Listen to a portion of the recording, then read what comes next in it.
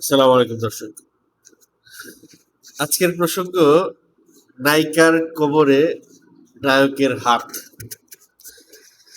Social মিডিয়ায় গতকাল থেকে আজ পর্যন্ত সাংবাদিক থেকে সোশ্যাল অ্যাক্টিভিস্ট, দেশি থেকে বিদেশি অর্থাৎ বাংলাদেশি এবং কলকাতার অনেক ব্যক্তিবর্গ শাকিব খানের একটি ব্যবহারিক বিষয় নিয়ে অনেক স্ট্যাটাস দিয়েছে এবং সেই স্ট্যাটাসের এগেনস্টে অনেক কমেন্টসও সাকিবিয়ানরা দিয়েছে।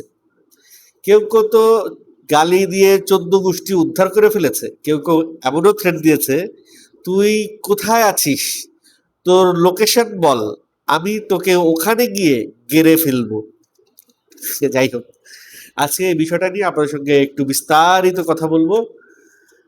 সেই সঙ্গে শাকিব খানের আরো কিছু তথ্য আপনাদেরকে দেওয়ার চেষ্টা করব। আলোচনার সঙ্গে যারা থাকবেন শেষ পর্যন্ত তাদেরকে অগ্রিম ধন্যবাদ।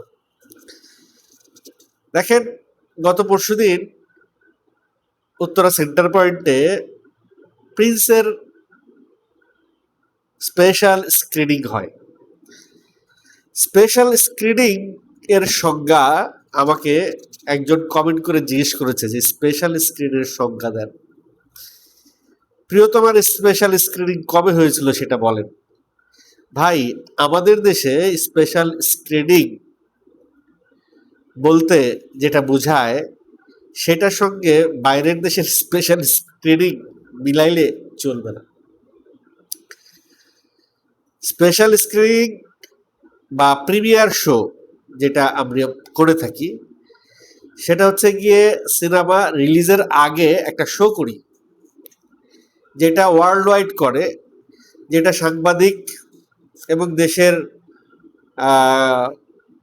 উল্লেখযোগ্য ব্যক্তিবর্গ এবং সিনেমা রিলেটেড কিছু উল্লেখযোগ্য ব্যক্তিবর্গদের নিয়ে প্রিমিয়ার শোটা হয়, যাতে করে সিনেমাটা রিলিজের আগেই সিনেমাটাকে নিয়ে একটা ভালো হাইপ তুলতে পারে দেশের সিনেমা প্রেমী মানুষদের ভেতরে। তো স্পেশাল স্ক্রিনিং বা প্রিমিয়ার শোর উদ্দেশ্যই থাকে এইটা, যে একটা হাইপ আগে থেকে উঠে যাক, তারপরে এই বিষয়টাকে নিয়ে মাঠে খেলাধুলা করা যাবে।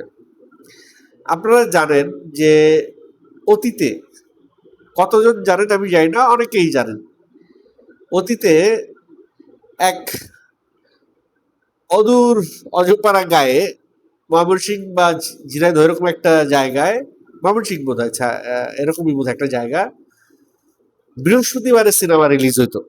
তখন প্রিমিয়ার শো, স্পেশাল স্ক্রিনিং বলে কিছু ছিল না। তো ওই এলাকায় সিনেমাটা এই জন্য রিলিজ হইতো, ওই এলাকায় বৃহস্পতিবারে ছিল হাটবার। হাটে অনেক মানুষজন আসতো হাট করতে। হাট করে তারা ওই বৃহস্পতিবার হাট শেষ করে বৃহস্পতিবার রাতে বিকালে একটা শো চলতো। প্রতিটি সিনেমা প্রথম শোটা ওইখানেই শুরু হইতো। তো ওই হাটে সিনেমাটা দেখার পরে মানুষজন বলা বলি করতো, আরে সেই সিনেমা হয়েছে, আরে দুর্দান্ত সিনেমা হয়েছে। আর যদি সিনেমা খারাপ হইতো তাহলে বলতো সিনেমা ভালো হয়নি। তো ওই হাটের রিভিউর উপরে ডিপেন্ড করতো সারা দেশের সিনেমা মার্কেট। এবং যদি রিভিউ ভালো হইতো তাইলে ওই হাটের থেকেই সিনেমার একটা হই হই রই রই রব পড়ে যেত এবং সারা বাংলাদেশে সেটা ওয়ার্ড অফ মাউথে ছড়ায় পড়তো। তো ওইখানেও কিছু চিটিংবাজি ছিল। চিটিংটা কিরকম, এক ফেমাস হিরো এক সময়, এখন সে আর সিনেমা করে না, সে একটা বুদ্ধি আটলো। সে তার সিনেমা রিলিজের আগে ওই দিন ওইখানে সিনেমা রিলিজ দিয়েছিল, কিন্তু টিকিটগুলো সে সব কিনে নিল। মানে ওই বিকালের শোয়ের সবগুলো টিকিট সে কিনে নিল এবং সেই টিকিটগুলা সে ওই হাটের মানুষদের কাছে বিলায় দিল।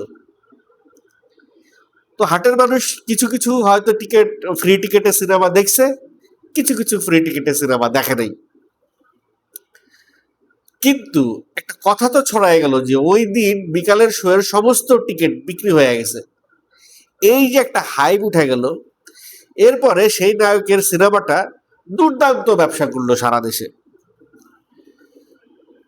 তো ওই যে একটা প্রিমিয়ারের একটা কনসেপ্ট বা স্পেশাল শো এর একটা কনসেপ্ট, সেই কনসেপ্ট থেকেই সারা বিশ্বে বা বিভিন্ন দেশে প্রিমিয়ার শো বা স্পেশাল স্ক্রিনিং হয়।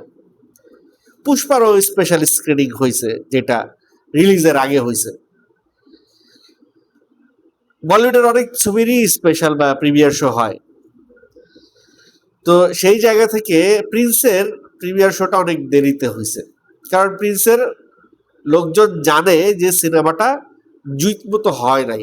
আগে হইলে ওয়ার্ড অফ মাউথে ওই যে খবর ছড়ায় যাবে যে সিনেমাটা খুব একটা ভালো হয় নাই।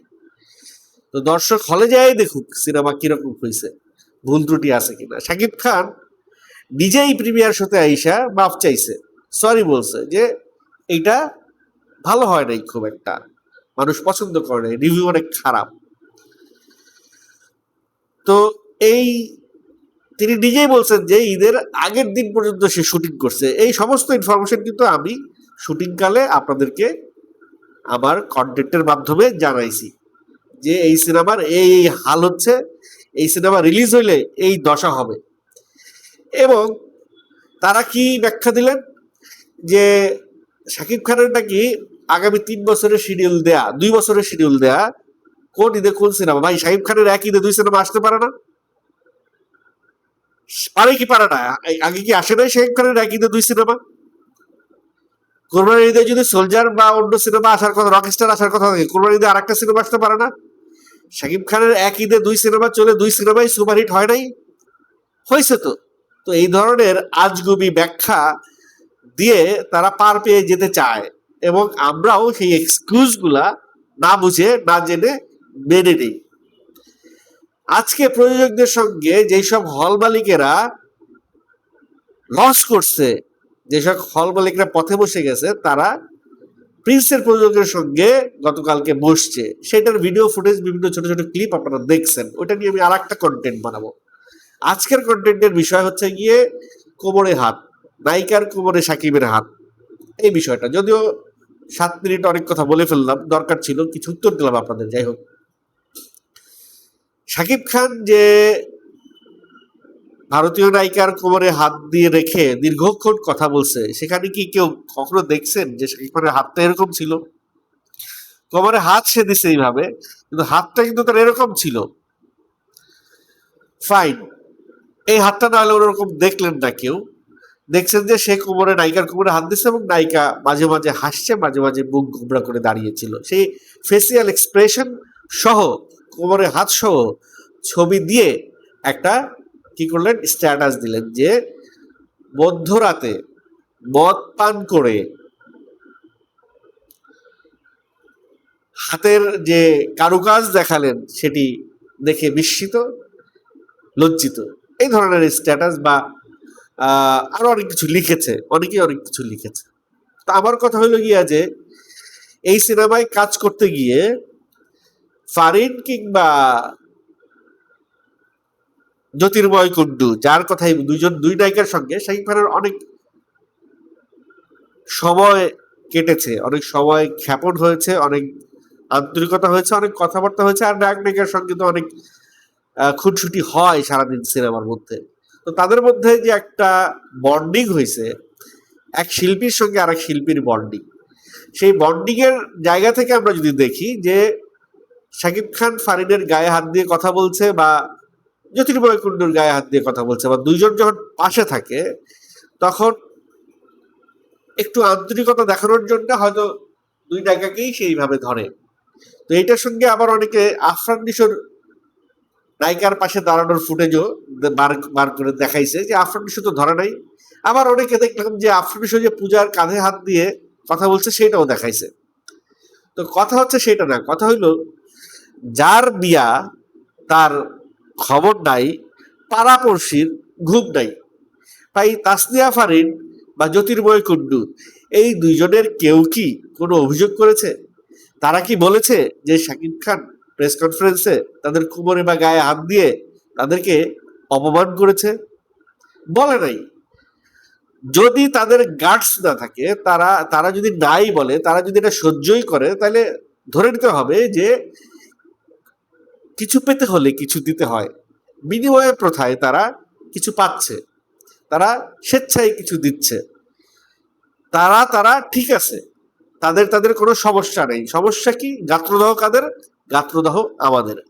আমরা কি এর আগে কোনো জায়গায় কোনো নায়ককে কোনো নায়িকার কোমরে হাত দিতে দেখি নাই সিনেমায়? এখন বলবেন যে ভাই ওটা তো সিনেমা, এটা তো সিনেমা না, প্রেস কনফারেন্স তো সিনেমা না, প্রেস কনফারেন্স তো একটা বাস্তব প্লট। এখন ওই জায়গায় আমি ডিফেন্স করছি না। অনেকে বলবেন যে শাকিব খানের এই আচরণকে আমি ডিফেন্স করছি না। শাকিব খানের মেয়ে প্রীতি আছে, এটা সবাই জানে ভাই, নাহলে এক লোক দুই বিয়ে করে না। তার হয়তো তৃতীয় আরেকটা বিয়ার রেডি হয়ে যাচ্ছে, তার হয়তো তৃতীয় আরেকটা বিয়ে রেডি হয়ে আসতেছে, সেটাও সামনে আরেকটা কন্টেন্ট আলাপ করবো। তার আছে, আলুর দোষ কার নাই? কোন নায়কের নাই? এমন কোন নায়ক নাই বাংলাদেশে যার আলুর দোষ নেই। কারোটা সামনে আসে, কারোটা সামনে আসে না। ভাই মহান মহান নায়ক আছে বাংলাদেশে, যার খাটের অনেক নিউজ আছে, অনেক সংবাদ আছে, কিন্তু স্ক্রিনের সামনে বা মানুষের সামনে সে অনেক মহান।